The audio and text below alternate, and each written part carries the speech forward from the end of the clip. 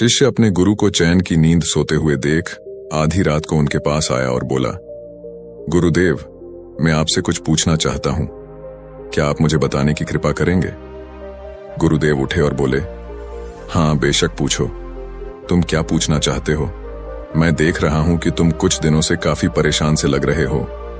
उसने गुरुदेव से पूछा कि आपकी इस चिंता मुक्त जीवन और आपके चेहरे पर इस असीम शांति का राज क्या है? मैं जानना चाहता हूं कि आप हमेशा खुश कैसे रहते हैं। क्या आपको कभी चिंता नहीं होती या आप कभी दुखी नहीं होते? आप ऐसे चिंता मुक्त कैसे सोते हैं? गुरुदेव ने बोला, अब मैं तुम्हें जो बता रहा हूं तुम उसे ध्यान से सुनो, और यह चीज रात को सोने से पहले ठीक 5 मिनट के लिए तुम्हें करना है। उसने पूछा, गुरुदेव, आखिर रात को सोने से पहले ही क्यों और आखिर 5 मिनट तक ही क्यों करना है? गुरुदेव ने बोला, तुम मेरी बातों को ध्यान से सुनो, क्योंकि यह बातें तुम्हारी जिंदगी बदलने वाली है।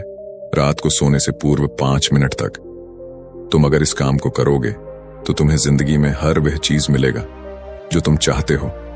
धन, दौलत, शोहरत, असीम शांति और खुशियां, सब कुछ तुम्हें मिलेगी, लेकिन इसके लिए बस नियम यही है कि तुम्हें यह काम करना पड़ेगा। उसने बोला, जी गुरुदेव, आप जो बताएं मैं उसे करने की जरूर कोशिश करूंगा। उन्होंने बोला, ठीक है, फिर मेरी बातों को ध्यान से सुनो।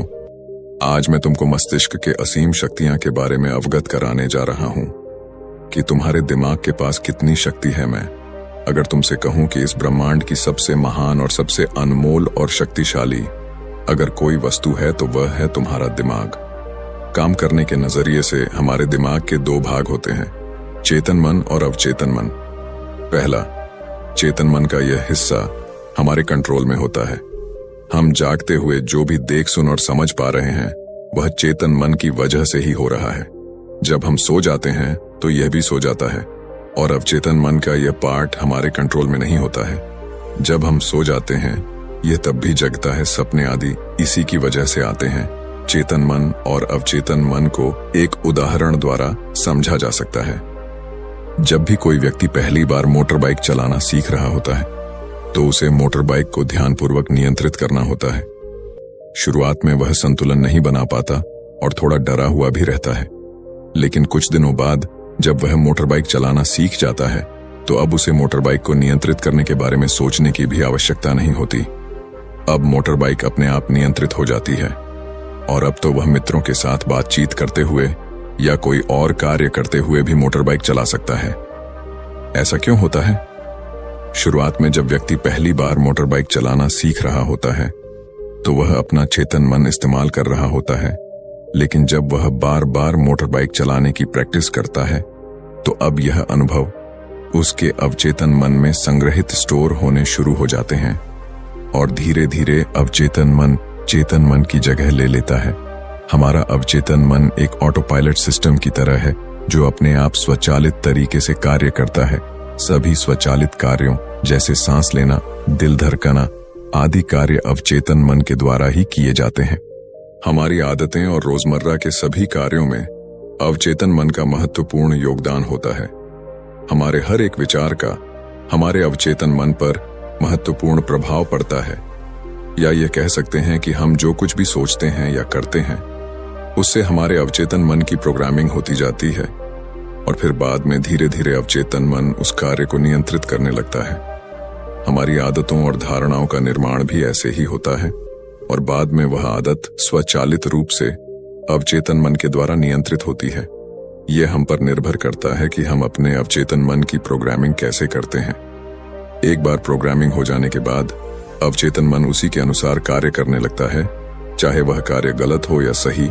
चेतन मन को अवचेतन मन का चौकीदार या गेटकीपर भी कहा जा सकता है।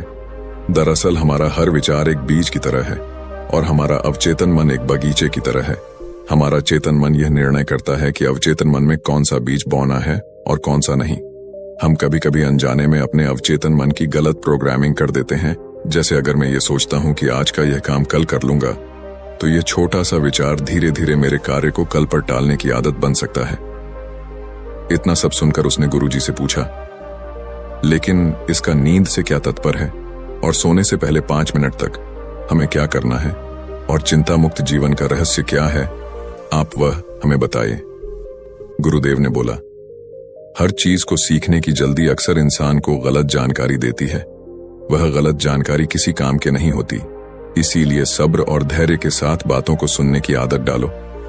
गुरुदेव ने बोला, क्या तुमको पता है कि चेतन मस्तिष्क हमारे ब्रेन पावर का सिर्फ 5% इस्तेमाल करता है? यही दूसरी तरफ आपकी फीलिंग और बिलीव सिस्टम, यादें, अनुभव और भी बहुत सारी चीज जो स्वतः चलती है, जैसे सांस लेना, पल के झुकना, हृदय की धड़कन महसूस करना, यह सभी चीज आपका अवचेतन मन कंट्रोल करता है। यह आपकी ब्रेन पावर का 95% इस्तेमाल करता है। आपके अवचेतन मस्तिष्क की प्रोसेसिंग पावर लगभग 40 मिलियन बिट्स पर सेकंड होता है, यानी कि अवचेतन मन से लाखों गुना ज्यादा है। अवचेतन मन के पास इतनी क्षमता है कि ब्रह्मांड की अनंत संभावनाओं को बड़ी आसानी से सच कर सकता है। जिंदगी में एक बात हमेशा याद रखो, तुम जो भी हो, जैसे भी हो, अपनी सोच की वजह से हो। तुम अपने दिमाग को जैसी बातें बताते हो, जैसी चीजें दिखाते हो और जैसी बातें सोचते हो, वैसे तुम बन जाते हो और वैसे ही तुम्हारी जिंदगी होती है। और इन्हीं वजहों से सुख दुख और तुम्हारे मन का सुकून, शांति, सब कुछ मिलता है और सब कुछ खो भी जाता है।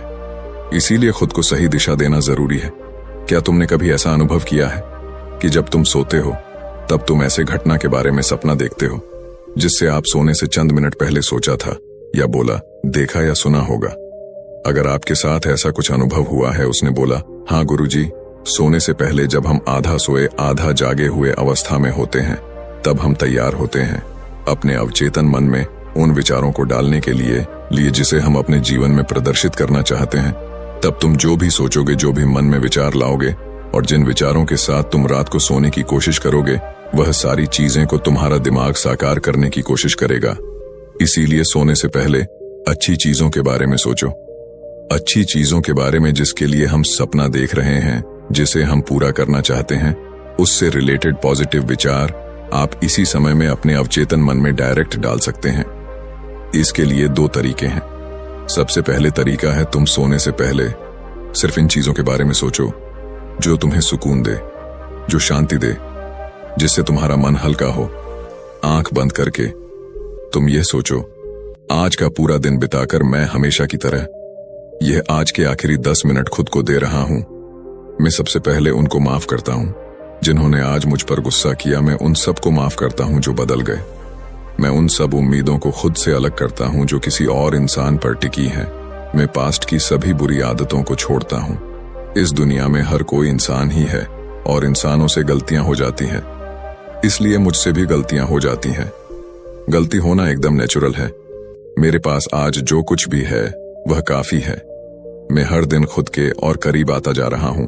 किसी की बुराई करना, किसी के बिहेवियर को जज करना, किसी के लाइफ को जज करना, खुद को या दूसरों को दोष देना, दुखी रहना या रोते रहना, ये आदतें मुझसे बहुत दूर है। हाँ, मैं ऐसा ही हूं। मैं जानता हूं कि किसी बुरी से बुरी चीज से भी मुझे क्या सीखना है। मैं आजकल अपनी मंजिल को पाने के लिए पूरे जीवन से मेहनत कर रहा हूं। मुझे अपने आप में गर्व है। मैं वह सब करके दिखाता हूं जो मैं करना चाहता हूं। मैं अच्छा हूं, सुंदर हूं और सबसे ज्यादा खुद पर विश्वास करता हूं। मैं आज की गलती के लिए खुद को भी माफ करता हूं। मैं अपनी सभी बुरे कामों के लिए भी खुद को माफ करता हूं। मेरे पास आज जो कुछ भी है वह काफी है। मैं हर दिन खुद के और करीब आता जा रहा हूं। किसी की बुराई करना, किसी के बिहेवियर को जज करना, किसी के लाइफ को जज करना, खुद को या दूसरों को दोष देना, दुखी रहना या रोते रहना, यह आदतें मुझसे बहुत दूर है। हाँ, मैं ऐसा ही हूं। मैं जानता हूं कि किसी बुरी से बुरी चीज से भी मुझे क्या सीखना है। मैं आजकल अपनी मन को पाने के लिए पूरे जीवन से मेहनत कर रहा हूं। मुझे अपने आप में गर्व है। मैं वह सब करके दिखाता हूं जो मैं करना चाहता हूं। मैं अच्छा हूं, सुंदर हूं और सबसे ज्यादा खुद पर विश्वास करता हूं। मैं आज की गलतियों के लिए खुद को भी माफ करता हूं। मैं अपनी सभी बुरे कामों के लिए भी खुद को माफ करता हूं। मेरे घर वालों के साथ मेरा रिलेशन मजबूत है। मैं अपने गुस्से को इसी वक्त खुद से अलग करता हूं। मैं हर तरह के डर को इसी वक्त खुद से अलग करता हूं।